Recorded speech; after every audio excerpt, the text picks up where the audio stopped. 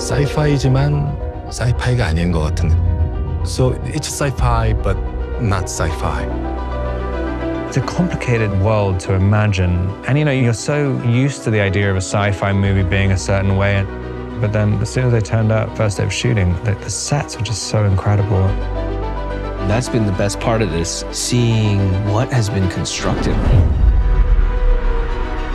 Every time I walk on the set, I'm just blown away by hair, makeup, costume. This entire world created by Bong Joon Ho.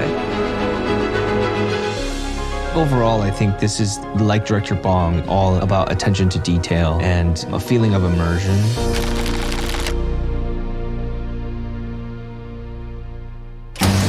Waves upon waves of people desperate to leave Earth. It's clear.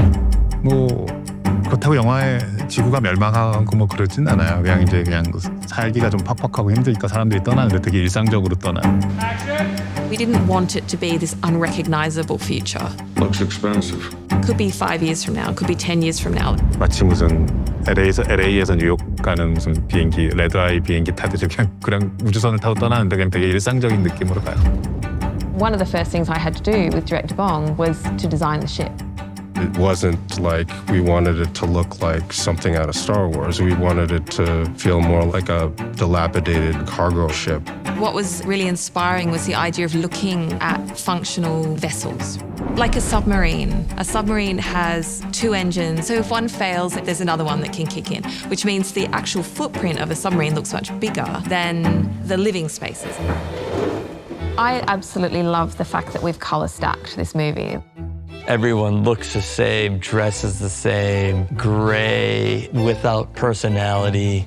Each time I showed director Bong any sort of saturated color, he wanted more gray in the overall crew and workwear. So we went with this color stacking theme of gray on gray. It's really unusual to deliberately do that. That can be like a moment of complete horror on a set when everybody arrives wearing the color of the sofa. But in our film, that was very deliberate.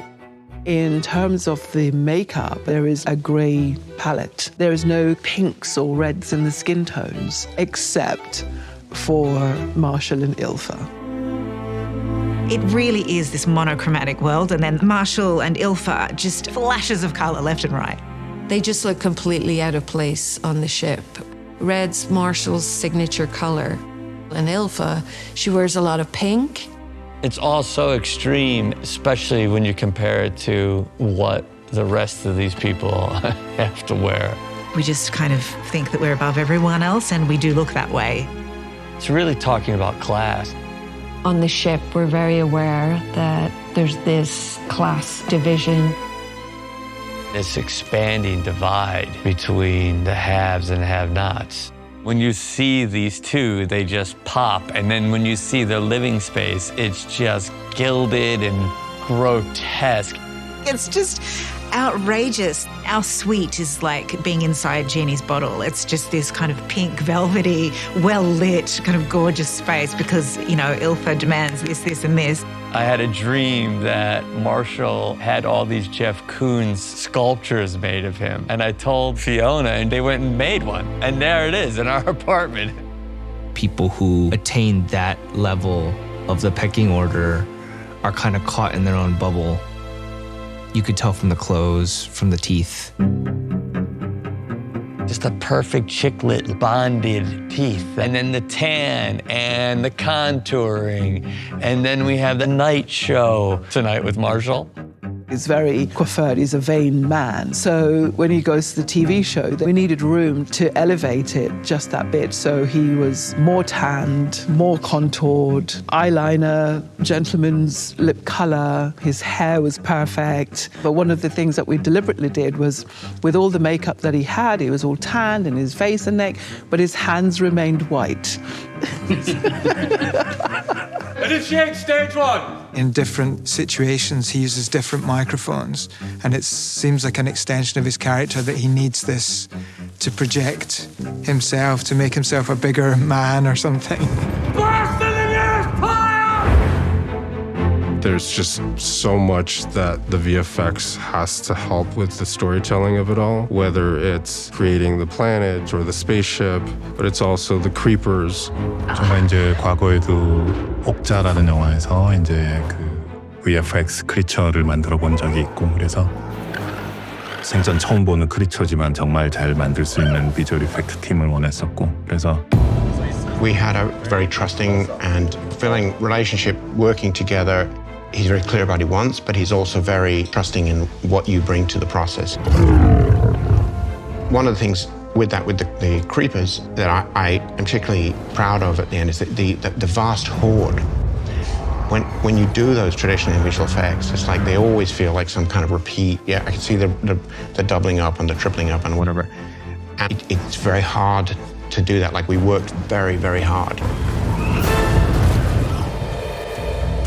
There's this really cool thing about the set where, yes, it's sci-fi, but there are reminders of Earth.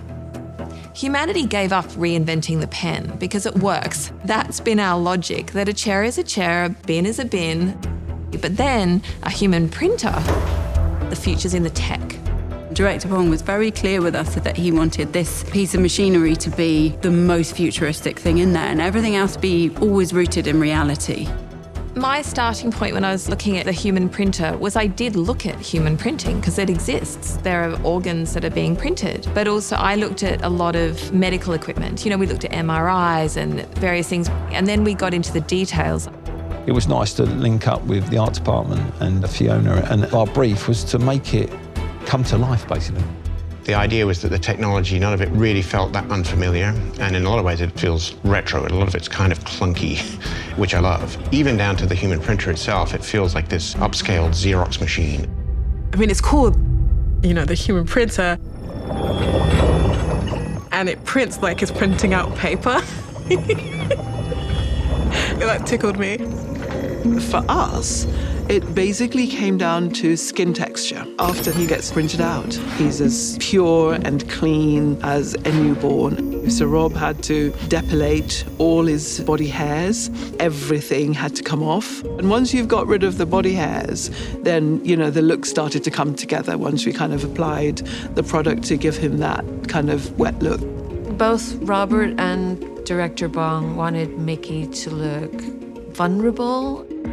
His expendable uniform is totally practical. It has a lot of openings and access points. We used magnets quite a lot. They can get to him just pulling the sleeves apart, and they can inject him or do an experiment on him. He even has, Director Bong requested this specifically. Gonna bleed through his eyes, nose, mouth, ears, and rectum.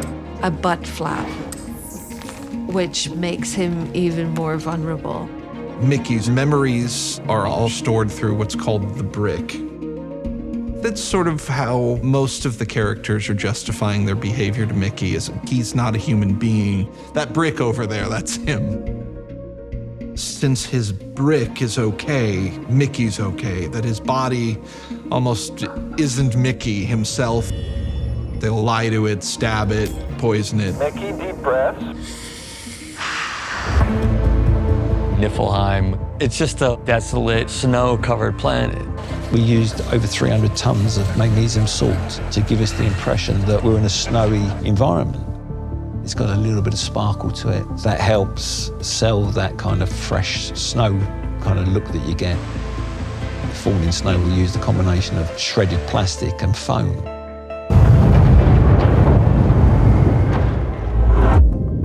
We always seek out like-minded weirdos to join the team. And with Director Bong, he's such a confident artist. Like, he doesn't question where things come from. If he likes it, it's in the movie.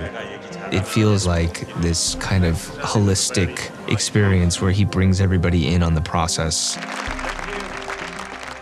The way he sees the world is so specific and unique. 여러모로 되게 든든한 우리 아티스트들과 함께 작업해서 기뻤습니다.